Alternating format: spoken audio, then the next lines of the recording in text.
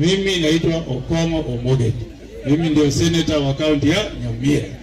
Sisi tumesikia umetuma viongozi kutoka kaunti ya Kisii.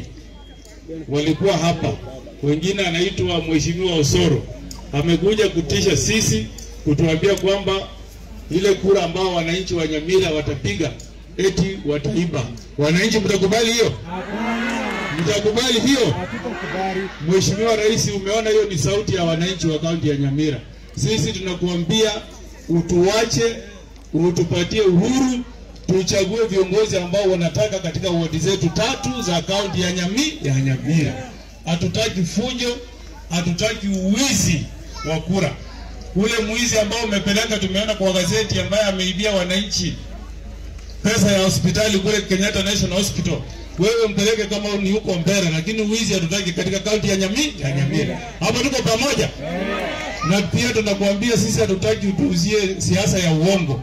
Uwezi ukadanganya wakulima wa chai, kwa sababu niko kanisa leo, mimi naongea kutoka kwa kanisa.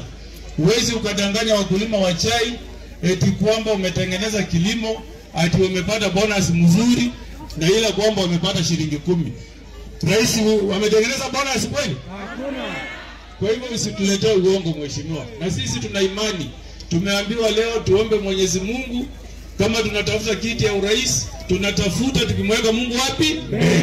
Na 2027 kwa imani ya Mwenyezi Mungu, kwa sababu mimi nazungumza kutoka kanisa, tutaweka magoti chini, tutaomba na tutainua Biblia, na kwa imani ya Mwenyezi Mungu tutaweka kijana yetu anaitwa Dr. Fred Okello.